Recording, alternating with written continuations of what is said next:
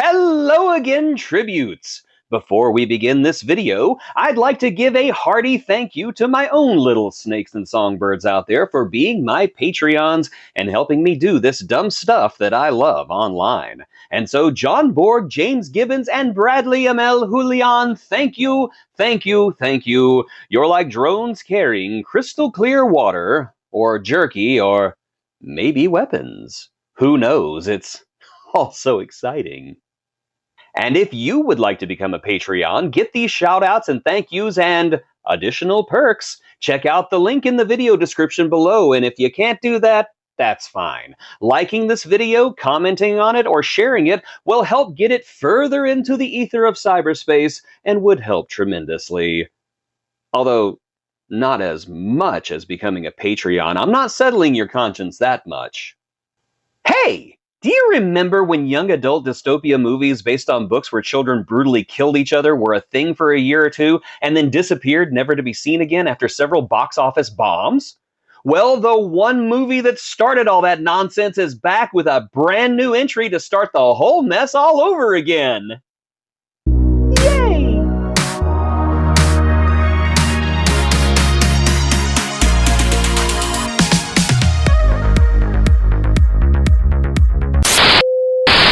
The Hunger Games, The Ballad of Songbirds and Snakes is a 2023 young adult dystopian science fiction action-adventure fantasy starring Tom Blythe and Rachel Zegler.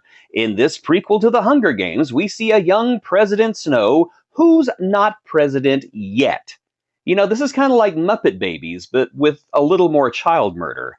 Snow and several of his classmates are tasked with becoming the first mentors to competitors in the fledgling Hunger Games, a struggling annual event in which representatives from the poorer districts fight each other to the death in an arena. And when Snow is partnered with a singing hillbilly from District 12 named Lucy Gray, it sends his life into a headfirst collision with destiny. A disclaimer. I didn't like the Hunger Games movie. The first one was a shaky cam mess with no spine. Catching Fire is probably the best one, and that's really not saying much, as Mockingjay was drawn out into two separate boring movies just so the greedy studio could release two movies instead of one and make more of that sweet, sweet money from their fans who they saw as nothing more than mules. Jennifer Lawrence can be seen progressively getting more and more bored with each movie. It's like watching the X-Men films all over again.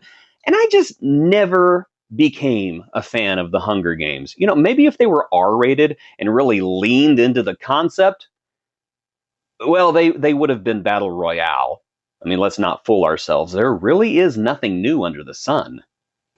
Hey, I have an idea! Let's remake Battle Royale! For children! Honestly, if I had to choose, this one, The Ballad of Songbirds and Snakes, would be my favorite entry. Granted, it's not up against any stiff competition, unless you count Jennifer Lawrence's acting in Mockingjay. But the characters in Songbirds and Snakes are just far more interesting and mold-breaking, going in directions that you didn't expect and having personalities that at least I enjoyed. You get to see some inner turmoil with the concept of the games instead of a population of apathetic, peacock-headed pompadous. The story is a lot more captivating as a result. Now, that's not saying that this movie doesn't make humongous and, in my opinion, very ironic mistakes in its choices, but we'll get to that later. Tom Blythe plays the young Snow, and this is a gifted young man. To my knowledge, I've never seen him in anything before, but his presence is powerful, and despite his age and an almost angelic appearance, he owns the stage every time he's on screen, giving a bit of danger to his performance, even when no danger was needed.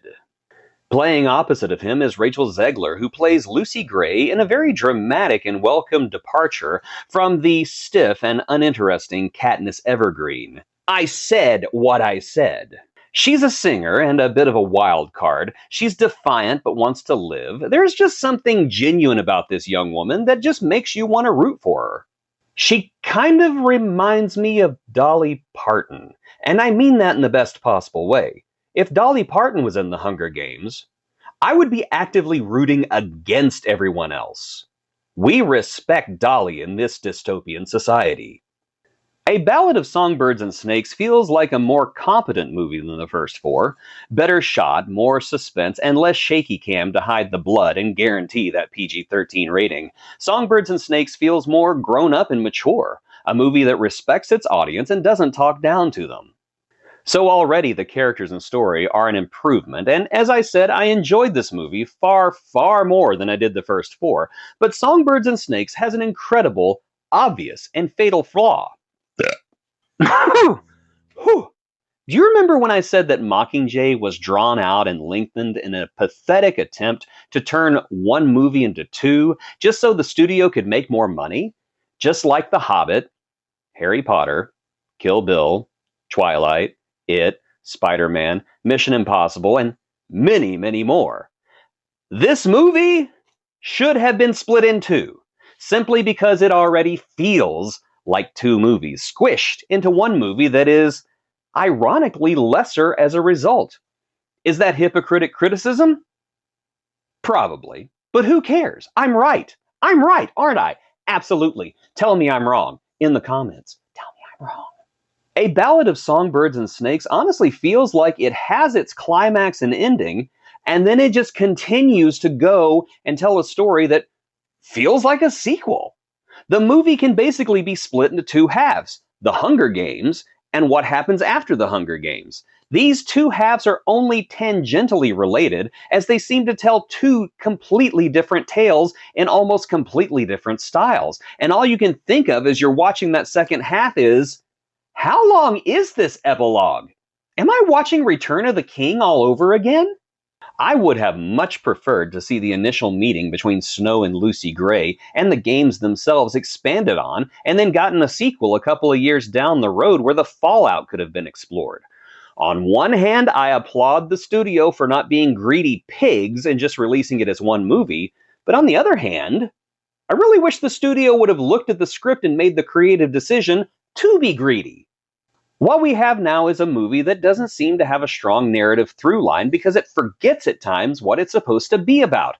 Baby President Snow. What made him the monster that we saw in the original movies? How does he go from being a handsome heartthrob to Donald Sutherland slumming it for a paycheck? I said what I said.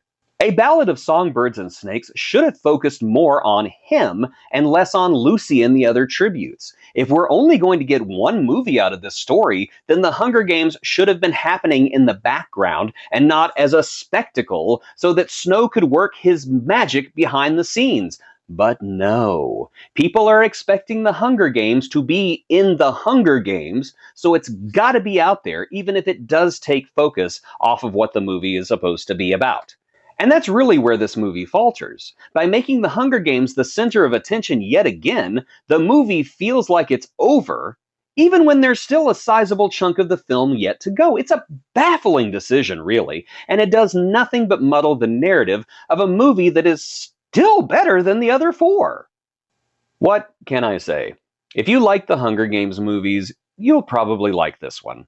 As far as prequels go, it's one of the stronger offerings, even if no one was really asking for it. But has anybody ever really asked for a prequel? If you didn't like The Hunger Games, that's okay, neither did I. But this is a better movie, even if it feels like it won't end when it should. And that's where I'm going to leave this review, because unlike A Ballad of Songbirds and Snakes, I know when to quit. But not until I remind all you kind people who watch the video all the way through to like, comment, and subscribe. And if you're feeling extra saucy, please consider becoming a Patreon by visiting the link in the video description below. And be sure to come back next time to find out what Jason watches.